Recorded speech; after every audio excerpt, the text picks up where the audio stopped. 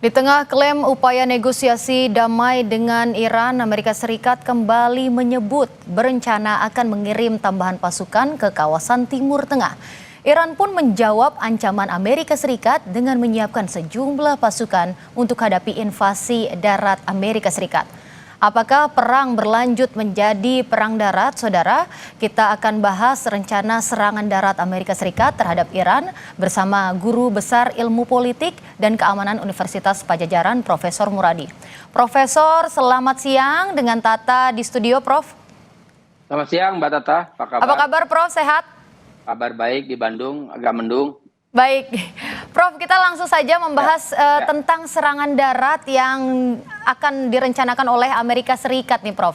Kalau saya tanya dulu, dari kacamata hukum internasional, bagaimana Anda melihat rencana serangan darat ini, Prof? Ya begini, poin pertama sebenarnya kalau bicara soal serangan darat itu indikasinya belum kelihatan ya. Tadi ada beberapa yang cuplikan tadi sebenarnya menegaskan bahwa Amerika Serikat belum betul-betul ingin melakukan serangan darat. Itu poin pertama.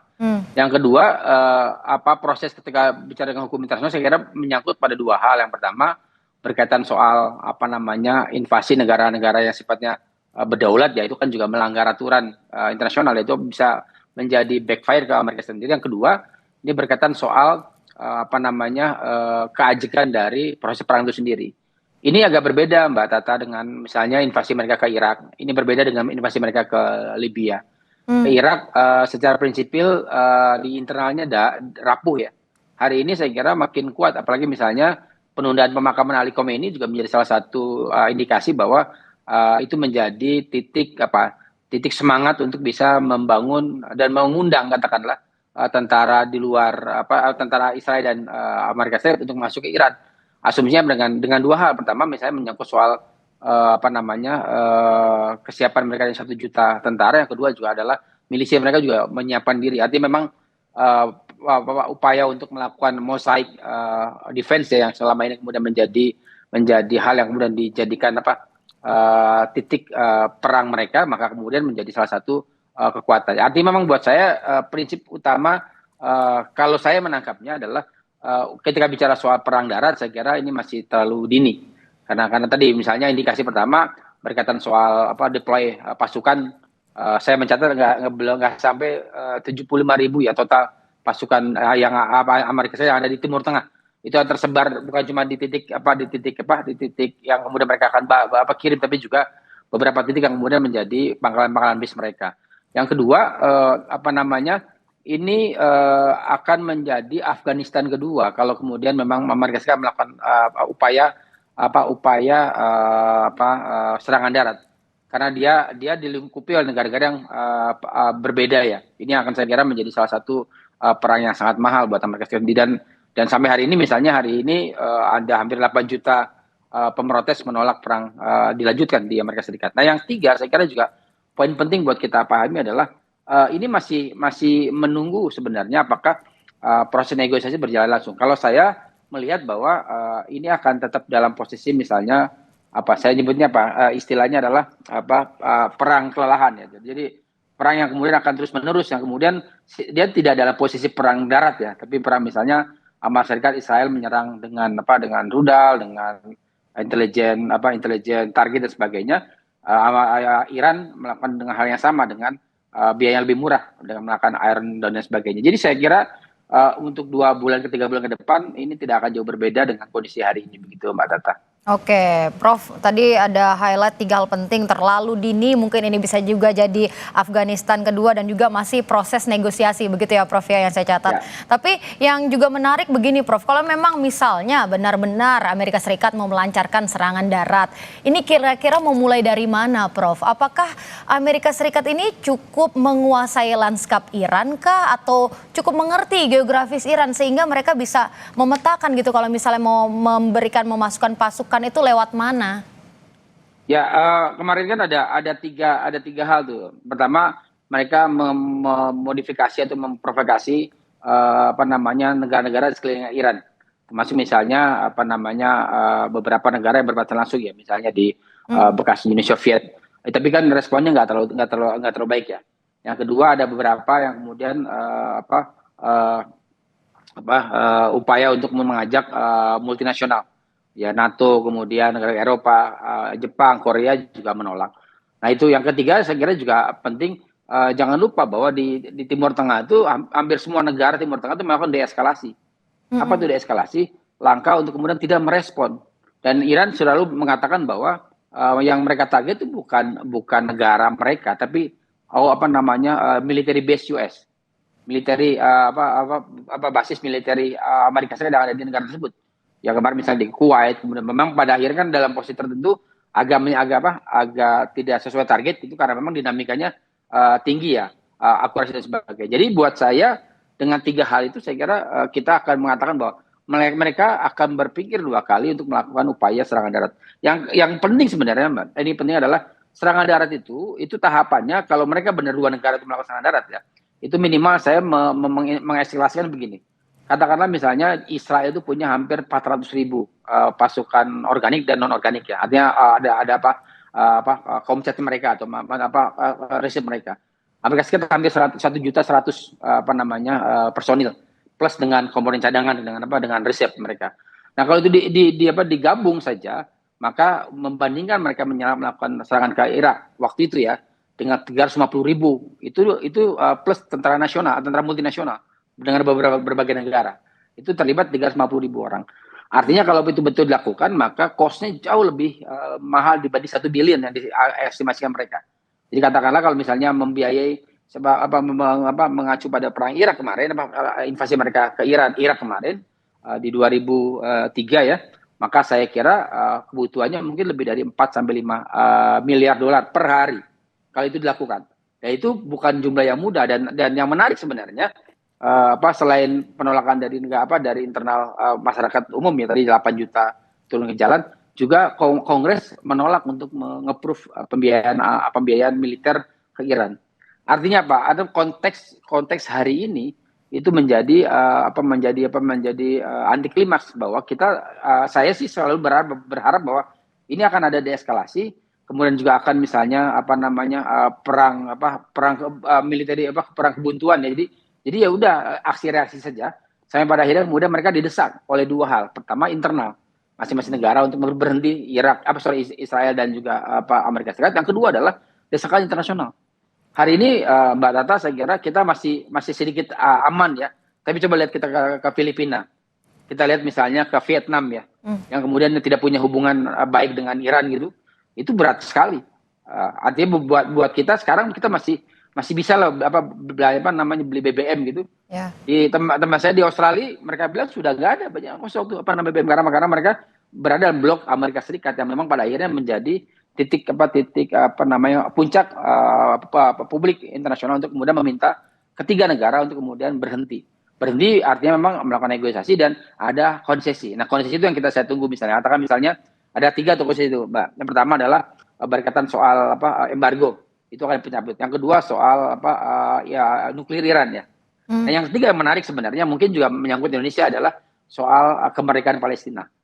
Ini saya kira akan dikaitkan juga berkaitan dengan itu karena Indonesia ada di BOP, kemudian juga 2 negara yang kemudian melakukan serangan ke Iran itu adalah satu ketua, satu kemudian anggota BOP dan seterusnya. Jadi 3 ini saya kira kalaupun kemudian nanti turun duduk bareng akan menjadi titik isu utama untuk menghentikan peperangan di antara 3 negara tersebut begitu, Mbak Tata. Oke, balik lagi Prof. Tadi juga saya mengingat Prof bilang kalau misalnya serangan darat itu terlalu dini ya Prof ya, menurut Prof. Nah, berarti bisa kita bilang juga apakah ini bagian dari hambatan Amerika Serikat dalam kalau misalnya memang benar-benar mau melancarkan rencana serangan darat ini Prof. Seperti tadi ada cost dan juga ada penolakan dari internal dan juga internasional. Kira-kira apa saja yang bisa menjadi hambatan sehingga membuat Amerika Serikat sepertinya harus pikir ulang nih kalau misalnya benar-benar mau menggencarkannya, Prof? Ya, yang pertama kalau Mbak Tata dan teman-teman bisa mengikuti sejak 3 minggu terakhir ya, itu kan ada permintaan dari Trump untuk negara-negara Eropa terutama anggota NATO untuk masuk dalam menjadi bagian tentara multinasional. Dan itu ditolak. Itu poin pertama itu. Yang kedua ada eskalasi yang kemudian dilakukan dengan misalnya membungkus seolah-olah serangan-serangan tertentu yang ada di negara-negara Eropa Timur Tengah. Bukan ada beberapa tiba-tiba ternyata rudalnya Tomahawk, bukan rudalnya buatan Iran begitu. Dan setelah dicek ternyata itu adalah permainan intelijen kedua negara tersebut. Artinya ada deeskalasi. Mau ada eskalasi tapi jadi deeskalasi karena apa? Karena negara-negara Timur Tengah menahan diri. Yang ketiga yang saya kira juga penting adalah mereka mendapatkan tekanan juga nggak cuma dari dalam negeri tapi di luar negeri. Apa tekanan misalnya kemudian distribusi minyak dunia. Ini saya kira yang marah bukan cuma 1-2 negara, hampir seluruh negara. Bahkan kemudian negara-negara yang kemudian punya cadangan minyak sekalipun juga berpikir 2 kali untuk kemudian mempertimbangkan agar perang ini berhenti. Karena apa? Karena jangan lupa Iran itu menggunakan economical warfare ya, peperangan ekonomi yang akan menutup Selat Hormuz. Buat saya itu menjadi salah satu poin penting kenapa Iran ada di atas angin. Walaupun kalau dalam bicara soal peperangan strategi militer mereka di antara 3 negara tersebut, Iran mungkin dianggap paling lemah karena menggunakan pendekatan asimetri dan seterusnya begitu, Mbak Tata. Ya, tentu Iran memegang peranan penting dalam bidang ekonomi saat ini, terutama karena memegang Selat Hormuz. Dan kalau misalnya masih terjadi negosiasi, tapi nanti serangan darat juga akan berlangsung, nanti seperti apa kita bahas seusai jeda, tetap di Breaking News Kompas TV.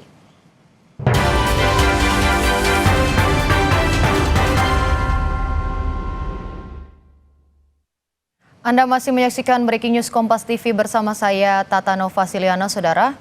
Komandan Angkatan Perang Iran Ali Jahanshani mengancam bahwa perang darat malah akan lebih berbahaya dan mahal bagi Amerika dan Israel. Pernyataan ini, Saudara, disampaikan Jahanshani saat kunjungan inspeksinya di perbatasan negara setelah Trump mempertimbangkan akan meningkatkan serangan melalui darat ke Iran. Jahanshani memastikan setiap inci wilayah di Iran dilindungi pasukan yang waspada dan Iran telah mobilisasi lebih dari 1 juta pasukan sebagai persiapan untuk potensi invasi darat oleh Amerika Serikat. Dan Saudara, kita akan lanjutkan perbincangan dengan Profesor Muradi, Guru Besar Politik dan Keamanan Universitas Padjadjaran Bandung. Prof, kita lanjut lagi Prof. Ya. Jadi kita tadi bahas kalau misalnya memang Iran memegang peranan penting dalam hal ekonomi, terutama karena memang Iran yang memiliki kuasa atas Selat Hormuz. Kalau misalnya memang benar-benar terjadi perang darat, apakah makin memperkeruh suasana di Selat Hormuz, Prof? Ya, kalaupun terjadi perang darat itu mungkin hanya di Pulau Kark gitu ya, yang kemudian menjadi target oleh militer Amerika Serikat. Kalau itu yang diambil, saya kira kalaupun terjadi eskalasi perang darat hanya di situ.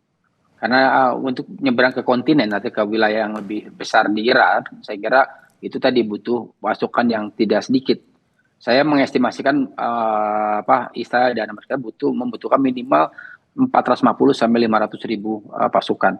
Itu pun dengan asumsi tidak ada perlawanan signifikan ya di darat kontinennya Iran. Saya bayangin begini, Mbak, ketika mereka menganeksasi Irak itu hampir tidak ada perlawanan. Jadi mereka masuk itu kemudian 1-2 kecil, tapi kemudian mereka semua menyerah. Dan itu kemudian ditandai dengan misalnya kaburnya keluarga besar Saddam Hussein waktu itu ya. Waktu Saddam Hussein kemudian tidak kabur, tapi sebagian besar pemerintah mereka tidak efektif. Tapi di kondisi hari ini saya kira berbeda. Jadi pertama ini tidak didukung oleh koalisi multinasional. Kalau tidak didukung koalisi multinasional, maka saya nyebutnya cost untuk perangnya itu ditanggung oleh 2 negara, Israel dan Amerika Serikat. Itu kalau katakan saya bilang misalnya kalau hari ini saja misalnya hanya setiap hari 1 billion US dollar atau 1 miliar US dollar, maka kalau kemudian ada pasukan serangan tersebut maka minimal 4 sampai 5 miliar dolar per hari untuk operasi dengan menambahkan 450 ribu tentara yang melakukan itu. Nah, yang kedua, ini bicara soal doktrin ya. Okay. Sampai hari ini kalau Mbak Tata lihat doktrinnya mereka memang bukan doktrin peperangannya sifatnya kemudian penyerangan dalam bentuk yang sifatnya adalah invasi darat ya. Sampai hari ini mereka akan menekankan pada high tech, mereka menekan soal kemudian perang cepat, kemudian juga presisi intelijen. Jadi makanya kalau kita lihat berkali-kali misalnya mereka bisa membunuh misalnya Ali Khamenei, Membunuh itu karena presisi intelijen mereka luar biasa. Jadi itu mereka berharap ketika pemimpin tertinggi meninggal atau tewas, maka terjadi demoralisasi. Tapi itu nggak terjadi. Berbeda misalnya kemudian kasus di Venezuela mereka ngambil itu di Venezuelanya memang secara prinsipil tidak terjadi eskalasi yang luar biasa. Artinya presiden dianggap sebagai bagian yang kemudian problem itu sendiri. Makanya kemudian tidak ada perlawanan besar misalnya. Nah, apakah nanti yang masuk pasukan marinir itu melakukan itu sama dengan ketika mereka melakukan operasi Osama bin Laden di 2011 ya, 2011, maka kemudian itu yang kemudian kita lihat karena 2011 itu polanya mirip dengan yang 1 minggu ini terakhir ya. Ada deploy pasukan marinir untuk bisa kemudian melakukan operasi senyap untuk menangkap atau menewaskan Osama bin Laden waktu itu ya. Nah, jadi pasukan yang sekarang itu sama sekali bukan pasukan yang kemudian disiapkan untuk operasi darat. Karena operasi darat sekali lagi kalau estimasi saya tadi 450.000 sampai 500.000 pasukan personil yang kemudian harus masuk bersama dalam konteks untuk menguasai wilayah yang ada di Iran. Kecuali modelnya model kayak Ukraina dengan Rusia. Nah, ini agak berbeda. Ukraina dan Rusia itu kan sebagian wilayahnya adalah wilayah Rusia, wilayah dengan berbahasa Rusia. Jadi yang kemudian dibangun adalah membangun sentimen itu yang dilakukan. Apakah itu dilakukan oleh di Iran itu kemudian ada misalnya sebagian wilayah misalnya contoh ya itu Shah Iran itu Shah Pahlavi misalnya Shah Iran sebelumnya begitu. Kalau itu bisa dilakukan saya kira menarik. Karena Kurdistan Kurdi yang kemudian bermasalah wilayah dengan Iran pun menolak untuk menjadi proksinya mereka untuk melakukan upaya gangguan-gangguan yang sifatnya membiarkan konsentrasi pasukan Iran terkait dengan respon apa yang dilakukan oleh Israel dan juga Amerika Serikat, Mbak Tata. Oke, kalau misalnya Prof, ini kan kita juga tahu sekarang lagi proses negosiasi lagi berjalan, kemudian serangan udara juga masih terjadi ya Prof ya. Kalau nanti benar-benar terjadi serangan darat ini, apakah itu akan mempengaruhi negosiasi ini Prof? Mungkin bisa jadi negosiasinya sama-sama langsung batal sama sekali, sementara kita tahu juga dari kedua belah kubu, dari Amerika memberikan beberapa syarat, ada 15 syarat, kalau saya tidak salah, kemudian dari Iran juga memberikan 5 syarat. Itu bagaimana Prof? Apakah mempengaruhi negosiasi?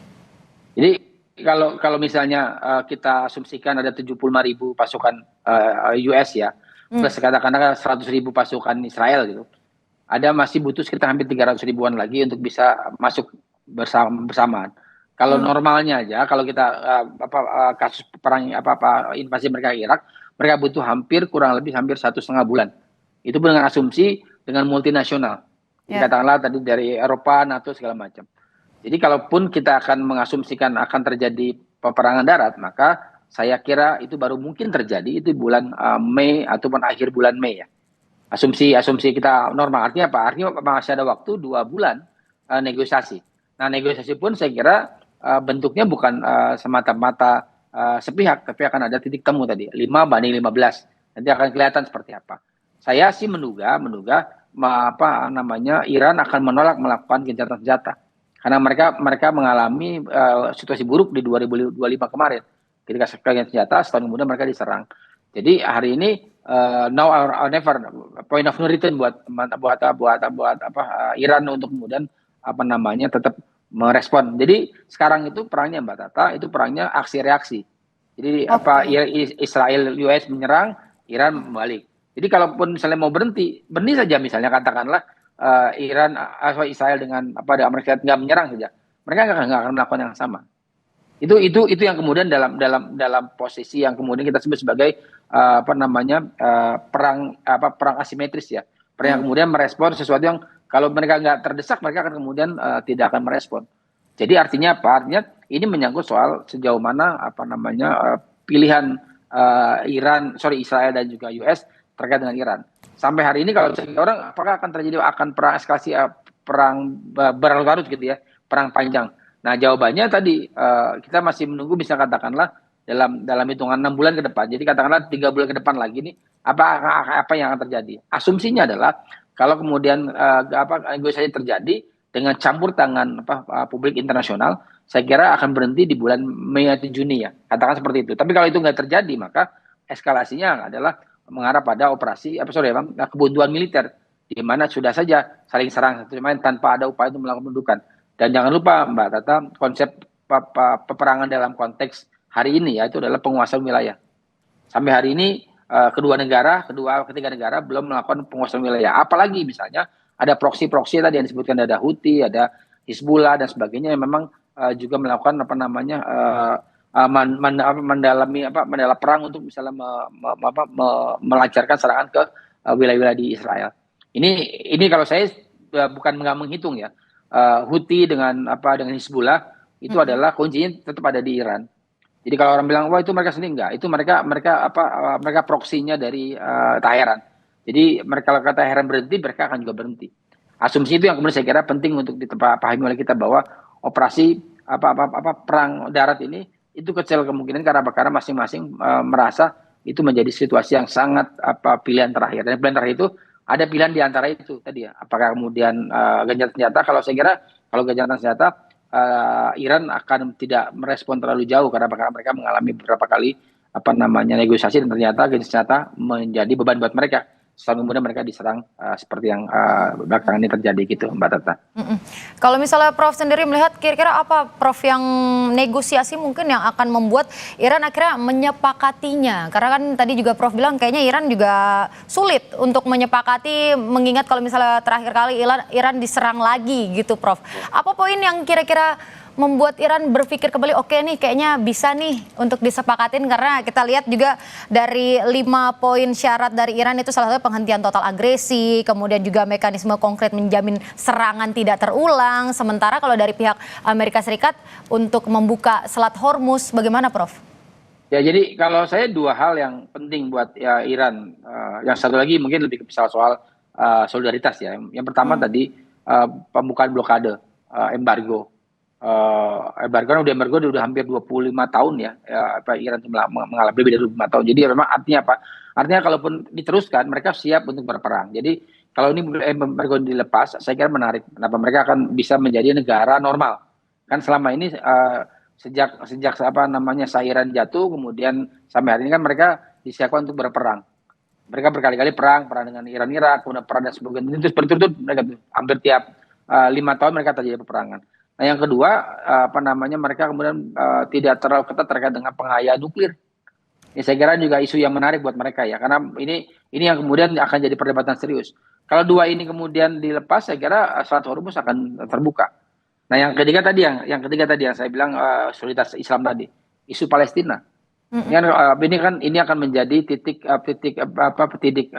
bersama dukungan Iran negara Islam ya, terutama ke Iran terkait dengan isu ini. Kalau ini terjadi, makanya misalnya two state solution seperti yang diinginkan oleh banyak negara itu bisa dilakukan. Kalau itu dilakukan, saya kira ini berhenti sama sekali. Karena kenapa? Karena misalnya menyerang Pulau Kars saja itu tidak menjamin akan terbukanya Selat Hormuz. Karena akan terjadi peperangan hanya di level itu aja, di pulau-pulau tersebut. Ini kalau Mbak Tata pernah misalnya lihat, ingat gak dulu misalnya ada perang Malvinas dulu di antara Argentina dengan Inggris. Itu yang ramai di Pulau Malvinasnya aja gitu. Tapi nggak sampai kemudian pada aneksasi masuk wilayah ke Argentina. Kenapa? Karena poin pentingnya adalah titik temunya mereka di situ. Nah, sebelum ke sana saya kira masih ada waktu 1,5 sampai 2 bulan untuk kemudian melakukan negosiasi. Atau memang pada akhirnya akan ada perang besar. Nah, saya sih berharap tidak terjadi. Kenapa? Karena kelihatannya infrastruktur infrastruktur dan kebijakan itu tidak berpihak ke Trump. Artinya itu yang kemudian menjadi berbeda ketika waktu zaman Bush ya. Bush kan kemudian dengan isu, dengan sentimen dan sebagainya dia mampu mengolah kebijakannya, sentimen negara juga bagus, kemudian multinasional mendukung. Nah, hari ini saya kira Trump tidak punya minimal dua tadi. Infrastruktur, dukungan publik, dukungan dari internal, dukungan dari negara sekutu, dukungan dari aliansi tidak terjadi. Bahkan kemudian yang parah adalah kemudian tidak didukung juga oleh publik secara masif. Sesuatu yang kemudian saya kira menjadi bumerang buat Trump ketika itu dilakukan dan dipaksakan. Artinya apa pilihannya adalah duduk di meja perundingan dan menegosiasikan tersebut. Saya kira masih ada waktu sekarang, Mbak Tata. Jadi seberapa mungkin Prof ini dibawa ke meja perundingan, Prof? Saya sih masih sekitar antara 5-6 ya kalau skala 10 ya. Jadi masih dalam posisi itu karena begini, jangan salah Mbak Tata, apa namanya, kalau kemudian ini sampai 3 bulan ke depan, yang kalah bukan cuma Iran, Ya. ya, yang kalah bukan cuma Israel, tapi yang kalah kita semua. Kenapa? Karena itu akan menjadi beban ekonomi baru. Bisa jadi misalnya ada analis mengatakan bahwa ini adalah titik krisis ekonomi dunia misalnya kalau itu dilakukan. Dengan asumsi itu saya kira tekanan publik internasional terkait dengan peperangan untuk segera diselesaikan dalam bentuk meja perundingan menjadi isu yang utama. Dan saya kira Indonesia kalau kita masih concern di wilayah itu bisa ngambil inisiatif melakukan apa namanya menjadi penengah terkait dengan itu. Karena apa? Karena setidaknya misalnya gini, kita masih punya muka lah ya, masih punya apa namanya historis untuk bisa menjadi negara dalam posisi yang sebagai mediator tadi, begitu Mbak Tata. Ya, oke, Prof, dan juga nanti kita akan bahas lagi, tapi tahan dulu selesai jeda terkait bagaimana sesiap apa Iran ini untuk menghadapi pasukan darat Israel. Tetap di Breaking News Kompas TV.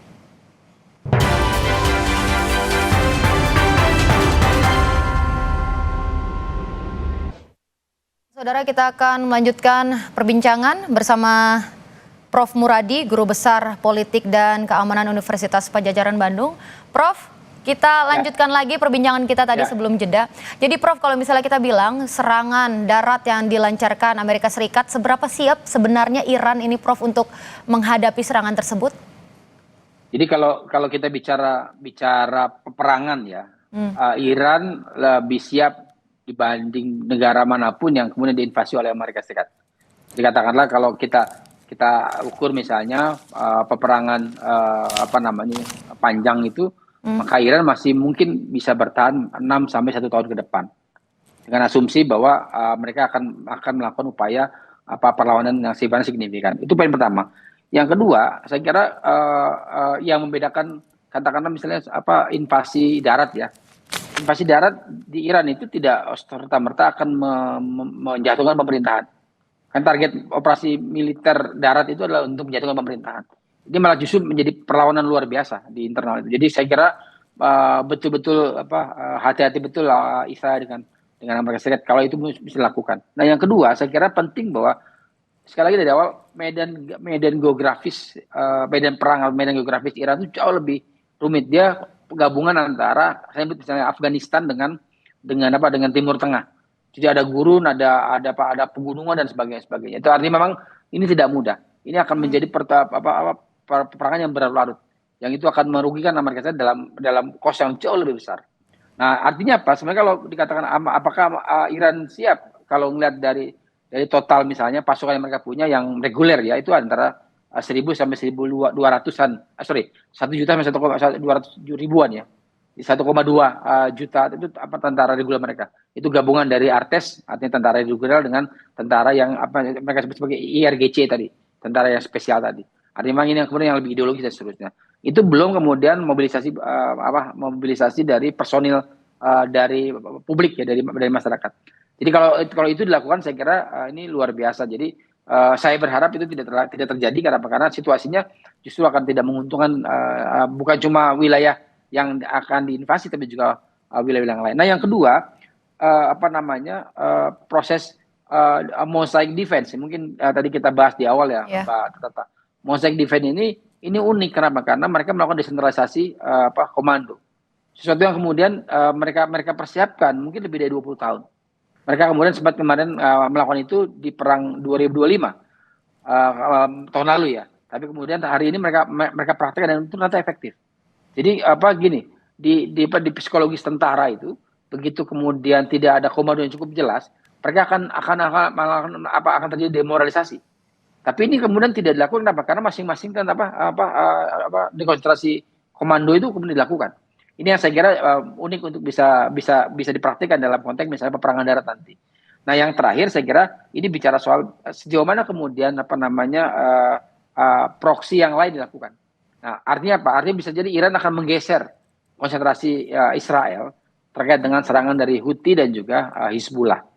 Karena kalau misalnya di berita yang lain ya itu intensivitas Hizbullah dengan Houthi untuk serangan ke Israel itu jauh lebih besar dibanding serangan Iran ke Israel sebenarnya. Itu yang saya kira perlu dilihat. Artinya apa? Mereka siap untuk paling tidak misalnya untuk 6 bulan sampai setahun ke depan begitu, Mbak Tata. Oke, cukup panjang ya Prof. Kalau misalnya 6 bulan sampai 1 tahun ke depan, Iran sangat siap. Tapi di sisi lain juga Iran kan terus menyerang negara-negara sekutu Amerika Serikat di Teluk. Nah, sebenarnya si Iran ini mau memberikan sinyal apa sih, Prof? Kalau begini, kalau dalam bahasa yang simpel ya, Menlunya kan bicara kalau nggak mau diserang, usir duta besar mereka, Hmm, usir kemudian pasukan mereka dari negara mereka sendiri. Tapi kan sebenarnya itu bahasa yang bahasa diplomatik ya. Karena ya. sebenarnya berkali-kali disampaikan bahwa serangan Iran itu ke negara-negara di Timur Tengah itu bukan serangan ke negara tersebut, tapi serangan ke basis militernya US. Artinya apa? Artinya kalau Mbak Tata mengikuti betul misalnya bagaimana respon dari Uni Emirat Arab berkaitan dengan misalnya serangan ke beberapa wilayah mereka ya. Itu terjadi deeskalasi. Qatar misalnya juga melakukan yang sama. Artinya tinggal kemudian mereka terprovokasi tidak dengan dengan upaya pecah belahnya, katakan saya nyebutnya pecah belah Israel dengan US terkait dengan negara di Timur Tengah itu sendiri. Mereka akan bergantung pada dua hal. Pertama, kalau kemudian mereka melakukan upaya eskalasi ya, dengan melakukan upaya mendorong peperangan terbuka dengan Iran, maka resiko mereka adalah mereka akan tertutup akses untuk kemudian menjual mengirimkan minyak BBM dan seterusnya, sebagaimana menjadi bagian penting buat mereka. Ya. Nah yang kedua, kalau itu dilakukan dengan dalam eskalasi, maka peluang untuk kemudian terjadi perang darat yang terbuka, yang panjang yang disampaikan di awal tadi Mbak Tata itu memungkinkan, karena akan ada dukungan tadi. Nah sampai hari ini saya menangkap ada deeskalasi, sesuatu yang kemudian agak unik sebenarnya dalam peperangan di kawasan ya. Harusnya kan terprovokasi, karena beberapa kali misalnya mereka menemukan loh, kok yang nyerang Irak kok Iran, tapi ternyata mortilnya misalnya buatan US itu buatan Israel begitu. Yang buat mereka ini mah bagian dari pecah belah. Itu dirasakan betul oleh Qatar, oleh Kuwait, oleh kemudian misalnya Uni Emirat dan seterusnya begitu, Mbak Tata. Oke, Prof, yang juga harus kita soroti adalah peran negara yang menjadi jembatan antara Amerika Serikat dan juga Iran. Itu ada beberapa negara seperti Turki, kemudian Pakistan dan juga Oman begitu, Prof. Kira-kira apa yang bisa dilakukan negara-negara yang menjadi jembatan ini supaya maksudnya menghambat eskalasi perang supaya perang darat ini mungkin saja bisa tidak terjadi? Kalau respon Trump per hari ini saya kira itu efektif ya, walaupun mereka Iran tidak terlalu nyaman dengan Turki misalnya. Jadi mereka nyaman dengan Oman dan juga Pakistan. Artinya memang sebenarnya komunikasi sudah berlangsung. Artinya ada perubahan sikap Trump itu sebenarnya menggambarkan bahwa terjadi eskalasi mengarah ke sesuatu yang baik begitu. Oke. Tapi saya nangkap bahwa ini masih dalam posisi misalnya negosiasi tadi. Saya kira yang disampaikan oleh Iran dengan 5 poin tadi itu jauh lebih rasional dan bisa dipahami oleh publik internasional ketimbang 15 poin yang diinginkan oleh US. Artinya apa? Karena akan ada penurunan nilai tawar ya antara kedua negara.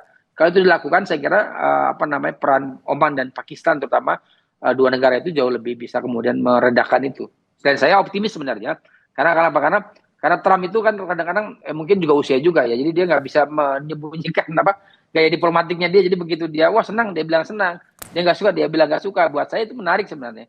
Pola seperti itu menjadi satu gambaran buat pengamat model kayak saya ya, mengamati alur gestur dari pemimpin ketika menerima tawaran-tawaran tertentu. Dan hari ini misalnya Wakil Presiden mengatakan bahwa tidak ada upaya untuk melakukan operasi militer di Iran hari ini loh, Bapak. Dan saya kira menjadi salah satu bentuk progresnya baik nih, jembatan antara Iran dengan US terutama ya, berkaitan dengan upaya untuk melakukan saya nyebutnya bukan gencatan senjata, penghentian peperangan ini supaya kemudian semuanya berjalan langsung. Operasi economic warfare dilakukan oleh Iran itu pelan-pelan akan berkurang. Karena kalau Mbak Tata lihat mulai bertambah itu negara-negara yang kemudian boleh lewat. Buat saya itu bagian dari taktik Iran untuk kemudian mengambil simpati banyak negara. Bahkan sekelas Thailand saja, saya nyebut ya, Thailand itu kan sekutunya US di Asia Tenggara. Itu diberikan ruang untuk lewat. Artinya apa? Sebenarnya ini menjadi salah satu poin penting kenapa Iran butuh simpati dunia untuk menekan Amerika Serikat dan Israel untuk kemudian berhenti dan duduk bersama dan bicara dalam upaya perdamaian tadi, begitu Mbak Tata. Oke, Prof, terakhir singkat saja. Ya. Kalau misalnya memang perang darat ini terjadi kemudian Amerika Serikat gagal dalam serangan ini, kemungkinan terburuknya apa, Prof?